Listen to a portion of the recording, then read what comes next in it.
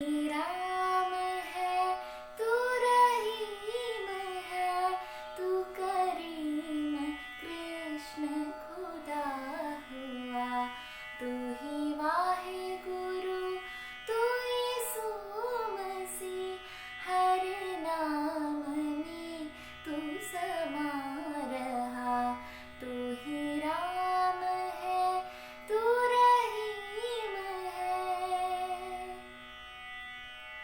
तेरी जात पाक कुरान में तेरा दर्श वेद पुराण में गुरु ग्रंथ जी के बखान में तू प्रकाश अपना दिखा रहा तू ही राम है तू रहीम है।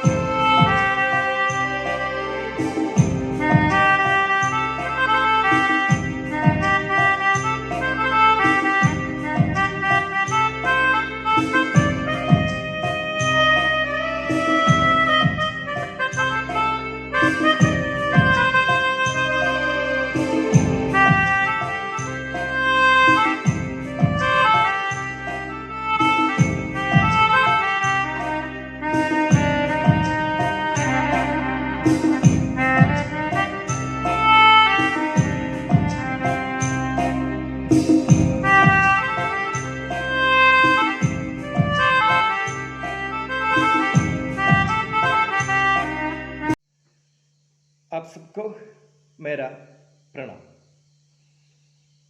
आज हम भारत के विख्यात साहित्यकार, मशहूर साहित्यकार प्रेमचंद का जन्मदिन मना रहे हैं। प्रेमचंद के बारे में आपको पता है प्रेमचंद कौन है, उनकी रचनाएं क्या क्या है, ये पता है। इसलिए मैं इस अवसर पर सिर्फ एक वाक्य बताकर समाप्त करता हूँ। वाक्य यह है, आप सबको इस दिन की शुभकामनाएं। आप सबको इस दिन की हार्दिक शुभकामनाएं। धन्यवाद।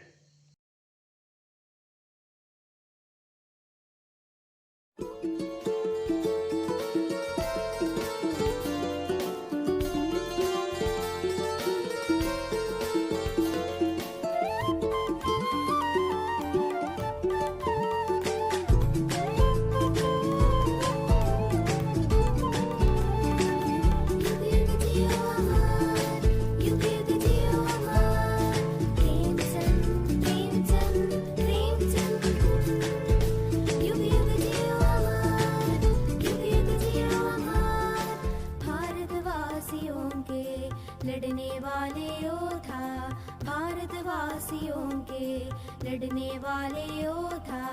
युग युग जियो अमर, युग युग जियो अमर, प्रेमचंद प्रेमचंद प्रेमचंद। युग युग जियो अमर, युग युग जियो अमर। बनारस के लम्हे में 1880 में, बनारस के लम्हे में 1880 में ऐसा एक चमकता तारा हुआ, ऐसा एक चमकता तारा हुआ।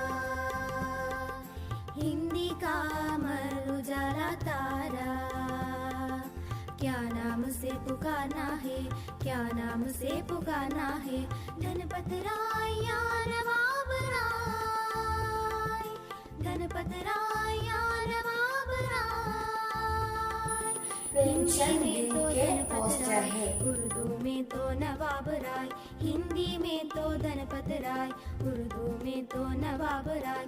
युग युग जियो अमर, युग युग जियो अमर, प्रेमचंद प्रेमचंद प्रेमचंद। युग युग जियो अमर, युग युग जियो अमर।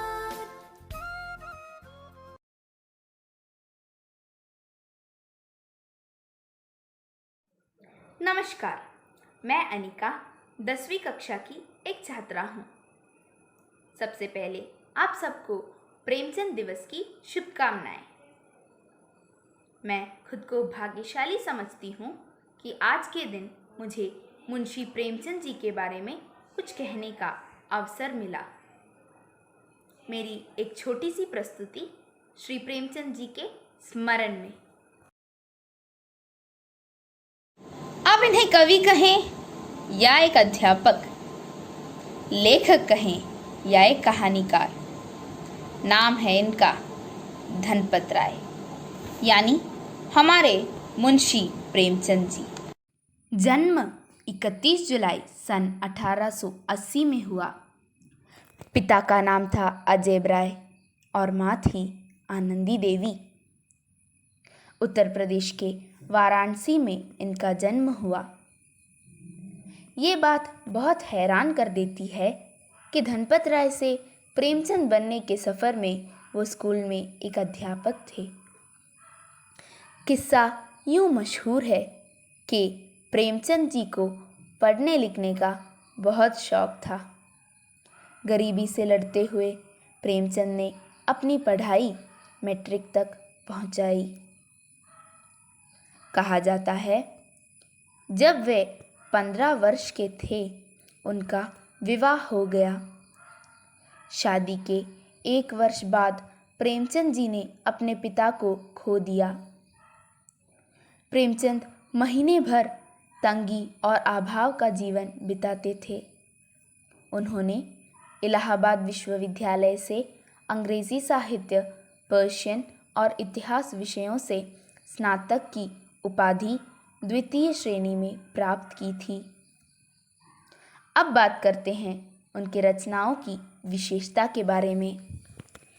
प्रेमचंद की रचना दृष्टि विभिन्न साहित्य रूपों में अभिव्यक्त हुई। प्रेमचंद की रचनाओं में तात्कालीन इतिहास बोलता है। उन्होंने अपनी रचनाओं में जनसाधारण की भावनाओं, परिस्थितियों और उनकी समस्याओं का मार्मिक चित्रण किया। प्रेमचंद की कृतियाँ भारत के सर्वाधिक विशाल और विस्तृत वर्ग की कृतियाँ हैं। उन्होंने उपन्यास, कहानी, नाटक, लेख, समीक्षा आदि विधाओं में साहित्य की सृष्टि की और हर एक कहानी में इन्होंने तो कमाल ही कर दिया।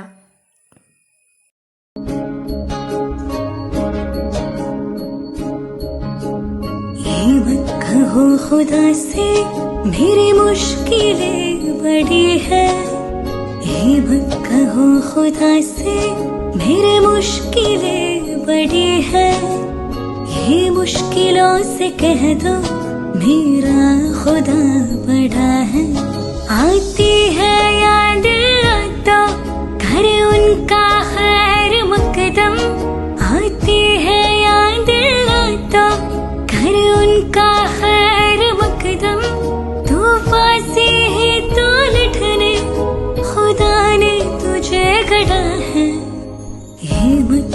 कहो खुदा से मेरे मुश्किलें बड़ी है, ये मुश्किलों से कह दो मेरा खुदा बड़ा है।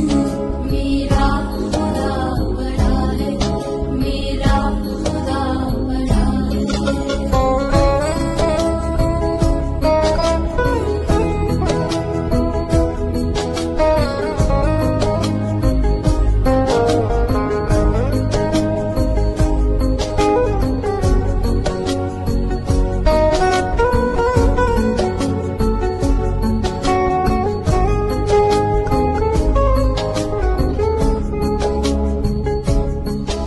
अग्नि में तप के सोना है यार भी निकलता, अग्नि में तप के सोना है यार भी निकलता। दुर्गम को पार करके हिमालय कोई चढ़ा है, लाएंगे रंग मेहनत आखिर तुम्हारे एक दिन, लाएंगे रंग मेहनत आखिर तुम्हारे एक दिन। होगा विशाल पर्वत वो बीच जो पड़ा है, ये मत कहो खुदा से मेरे मुश्किलें बड़ी है, ये मुश्किलों से कह दो मेरा खुदा बड़ा है, मेरा खुदा बड़ा है, मेरा खुदा बड़ा है। मेरा नमस्कार, मेरा नाम हर्षा सुरेश है। आज प्रेमचंद दिवस है और मैं पेश करने जा रही हूँ मुंशी प्रेमचंद की 3 प्रसिद्ध रचनाएं। पहला, गोदान। गोदान प्रेमचंद का हिंदी महाकाव्य है जिसमें उनकी कला अपनी चरम उत्कर्ष पर पहुंची है। गोदान में भारतीय किसान का संपूर्ण जीवन, उसकी आकांक्षा और निराशा, उसकी धर्मवीरता और भारत पर्यायनता के साथ स्वार्थपरता और बैठकबाजी, उसकी बेबसी और निरीहता का जीता जागता चित्र उपस्थित किया गया है। दूसरा, कफन। प्रेमचंद द्वारा रचित कथा संग्रह है कफन। इसमें प्रेमचंद की अंतिम कहानी कफन के साथ 13 कहानियां संकलित है। उनकी कहानी संसार से इसका संसार सर्वथा निसंसंग है, इसलिए उनकी कहानियों से परिचित लोगों के लिए यह अनुभूज पहली हो जाती है। प्रेमचंद का संबंध में बनी हुई पूर्ववर्ती धारणे के आहे प्रश्न लगा देते हैं। आधुनिकता के सारे मुद्दे इसमें मिल जाते हैं। प्रेमचंद की जिंदगी के इस बिंदु से जुड़े हुई कहानी है कफन, जिसके आगे कोई बिंदु नहीं होता। तीसरा, गबर। गबर एक उपन्यास है। इस उपन्यास में प्रेमचंद ने पहली नारी समस्या को व्यापक भारतीय परिप्रेक्ष्य में रखाकर देखा है और उसे तत्कालीन भारतीय स्वाधीनता आंदोलन से जोड़कर देखा है। सामाजिक जीवन और कथा साहित्य के लिए यह एक नया दिशा की और संकेत करता है। यह उपन्यास जीवन की असलियत की छानबीन अधिक गहराई से करता है, ब्रह्म को तोड़ता है। मैं आपको प्रेमचंद दिवस की शुभकामनाएं देता हूँ। सभी को धन्यवाद। सबको मेरा नमस्कार। मैं निहारिका सुरेश 10वीं कक्षा में पढ़ती हूँ। आज मैं यहाँ प्रेमचंद दिवस के आधार पर एक वार्तालाप आपके सामने पेश करने वाली हूँ। नीरू की फोन की घंटी बजती है।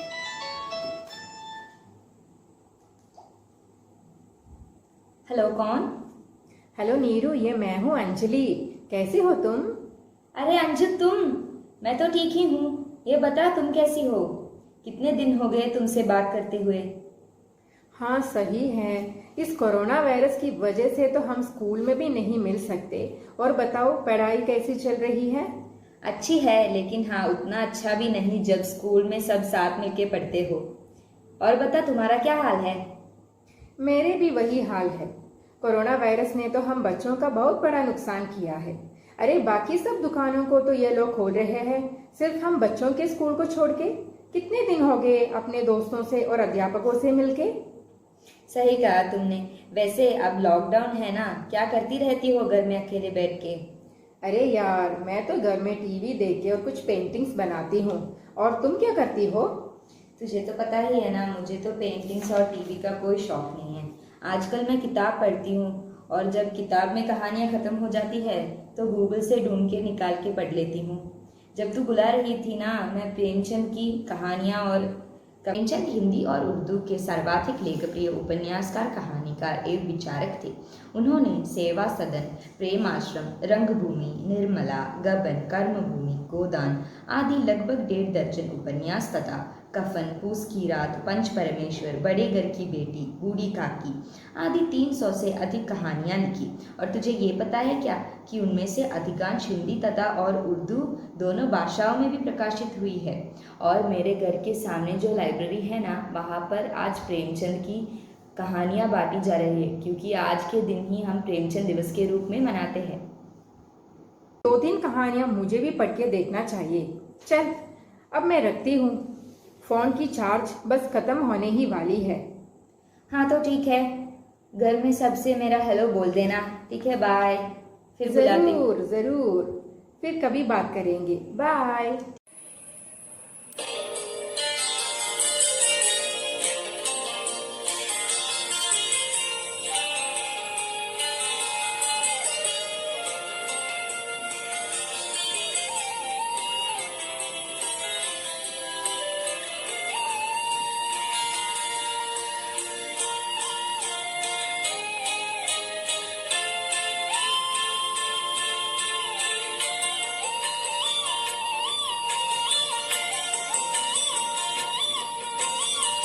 मुझे फिर वही याद आने लगे हैं, मुझे फिर वही याद आने लगे हैं, जिन्हें भूलने में ज़माने लगे हैं। मुझे फिर वही याद आने लगे हैं, जिन्हें भूलने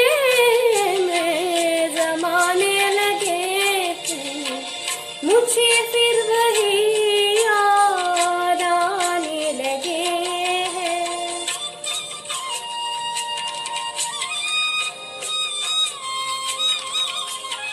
आज हिंदी के महान उपन्यासकार और कहानीकार मुंशी प्रेमचंद की जयंती है। प्रेमचंद का जन्म 21 जुलाई 1880 में है। प्रेमचंद हिंदी साहित्य क्षेत्र में उपन्यास सम्राट, कहानी सम्राट तथा कलम के सिपाही माने जाते हैं। गबन, निर्मला।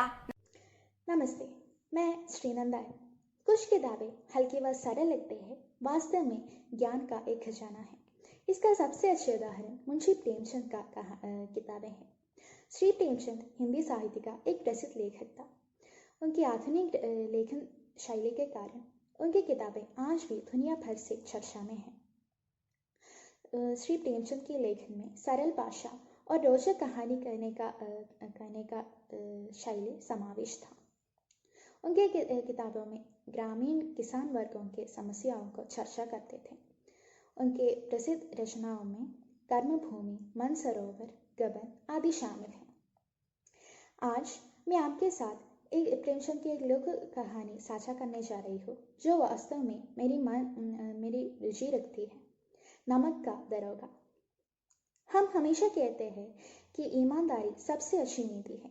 नमक का दरोगा एक ऐसी कहानी है जो इसे साबित करता है। यह कहानी हास्य और वास्तविकता का एक मिश्रित है और यह हमें आज मैं आपको हिंदी के कुछ दिलचस्प पहेलियों से परिचय करने के लिए यहाँ हूँ। फूल भी हूँ, फल भी हूँ और हूँ मिठाई, तो बताओ क्या हूँ मैं भाई? गुलाब जामुन। दिन में सोए, रात में रोए, जितना रोए उतना खोए। मोमबत्ती। 3 अक्षर का मेरा नाम, उल्टा सीधा एक समान। जहाज। हरी हरी मछली के हरे हरे अंडे, जल्दी से बूझो पहेली वरना पड़ेंगे डंडे। मटर। ना कभी आता ना कभी जाता, इसके भरोसे जो रहता वह सदा पछताता। कल। धन्यवाद। नमस्ते। मुंशी प्रेमचंद का एक प्रसिद्ध रचना है प्रेमाश्रम। यह बहुत सहज और सरल है।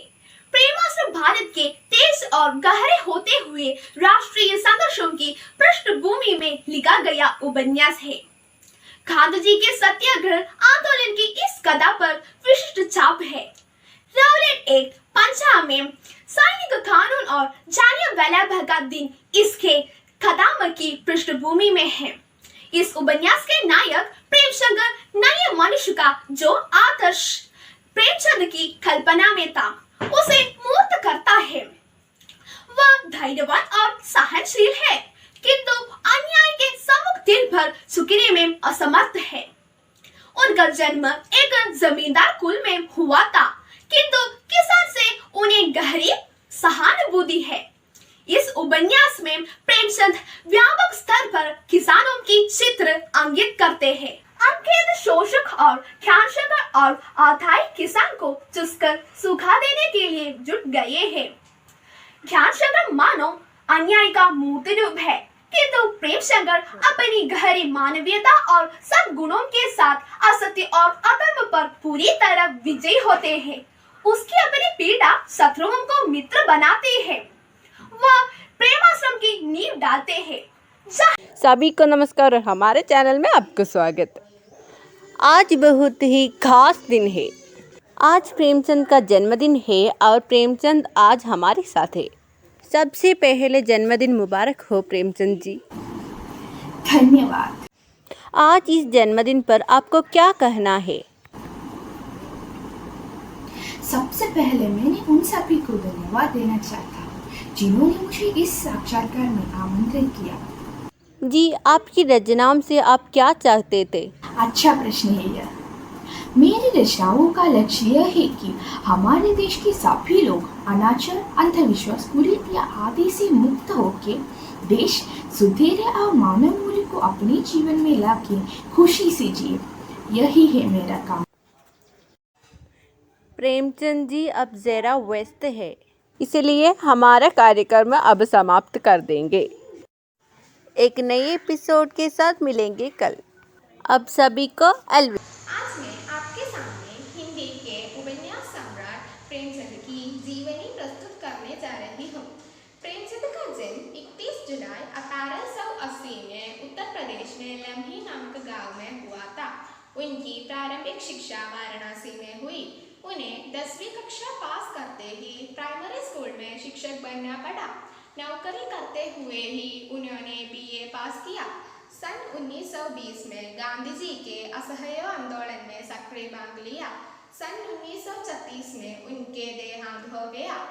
प्रेमचंद के साहित्य का सबसे प्रमुख विषय है राष्ट्रीय जागरण और समाज सुधार। उनकी वास्तविक नाम धनपत राय था। वे पहले उर्दू में लिखा करते थे।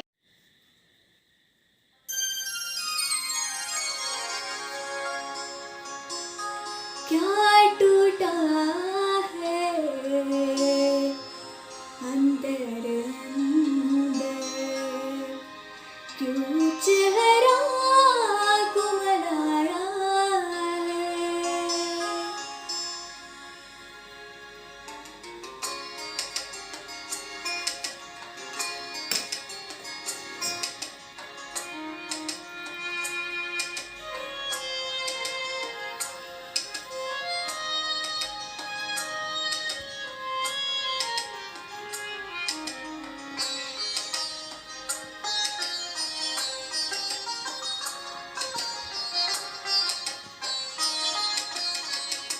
क्या टूटा है अंदर अंदर, क्यों चेहरा कुमलाया है। क्या टूटा है अंदर अंदर, क्यों चेहरा कुमलाया है।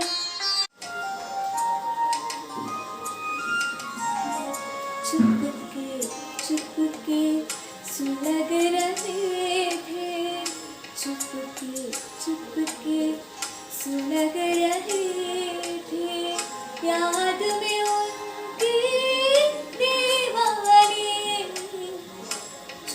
से चुपके सुलग रहे थे, याद में उनके दीवाने। ये कहानी है हल्कू, मुन्नी और जबरा की। हल्कू एक किसान है जो अपनी हथेली पर यानी खेत पर फसल उगाता है और किसी तरह पेट पालता है और कर्ज में गले तक डूबा हुआ है। मुन्नी उसकी बीवी है और जबरा उसका वफादार कुत्ता। हल्कू ने स्त्री से आकर कहा, वहां जो रुपए रखे हैं उसे दे दो, कम से कम गला तो छूटे। मुन्नी झाड़ू लगा रही थी, पीछे फिरकर बोली, 3 ही तो रुपए हैं, दे दोगे तो कंबल कहाँ से आएगा? मारपूस की रात हार में कैसे कटेगी? हार यानी खेत खलियान। उससे कह दो फसल पर दे देंगे, अभी नहीं। हल्कू एक क्षण अनिश्चित दशा में खड़ा रहा। पूस सिर पर आ गया था। कंबल के बिना वो हार में जी नहीं सकता था, मगर सहना मानेगा नहीं। घुड़कियाँ जमाएगा, गालियाँ देगा, बला से जाड़ों में मरेंगे, पर बला तो सर से टल जाएगी। ये सोचता हुआ वो अपने भारी भरकम दिल लिए हुए जो उसके नाम को झूठ से टकराती है, क्योंकि नाम था हल्कू। वो स्त्री के समीप आ गया और खुशामद करके बोला, ला दे दे, कम से कम गला तो छूटे, कंबल के लिए कोई दूसरा उपाय सोच लूंगा। मुन्नी उसके पास से दूर हट गई और आंखें तरारते हुई बोली, कर चुके दूसरा उपाय, जरा सुनू तो कौन सा उपाय करोगे? कोई खराद में दे देगा क्या कंबल? न जाने कितनी बाकी है जो चुकनी नहीं आती। यहाँ उधार की बात हो रही है। कहानी के अंतिम भाग में मुन्नी और हल्कू खेत की ओर देख रहे थे कि सारा खेत रोंदा पड़ा हुआ है और जबरा मडैया के नीचे चित लेटा है, मानो प्राणी ना हो। दोनों खेत की ओर देख रहे थे और मुन्नी बहुत दुखी से कही, मजदूरी मालगुजारी करनी पड़ेगी।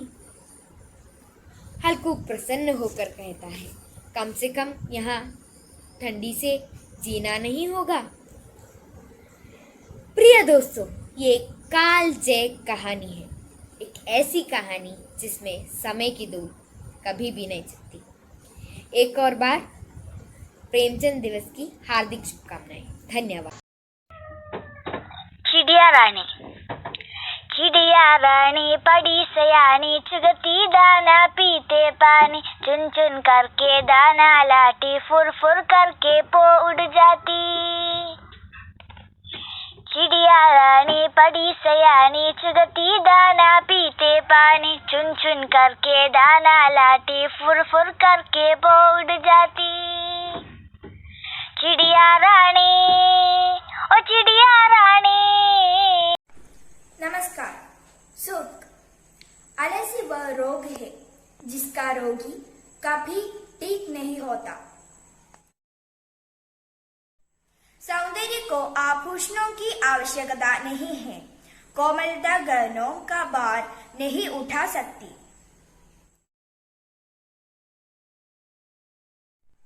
जिस प्रकार नेत्रहीन के लिए दर्पण बेकार है, उसी प्रकार बुद्धिहीन के लिए विघा बेकार है। जीवन का वास्तविक सुख दूसरों को सुख देने में है, उनका सुख लूटने में नहीं। कर्तव्य ही ऐसा आदर्श है जो कभी धोखा नहीं दे सकता। धन्यवाद। नमस्कार दोस्तों, आज प्रेमचंद दिन के बारे में प्रेमचंद का कुछ अनमोल वचन मैं कहना चाहूँगा। जीवन का वास्तविक सुख दूसरों को सुख देने में है, उनका सुख लूटने में नहीं। खाने और सोने का नाम जीवन नहीं है, जीवन नाम है आगे बढ़ते रहने की लगन का। सौभाग्य उसी को प्राप्त होता है जो अपने कर्तव्य पद पर अडिग रहते हैं। आलस्य वह रोग है जिसका रोग ही कभी ठीक नहीं होता। आप सभी को प्रेमचंद दिन की हार्दिक शुभकामनाएं। धन्यवाद।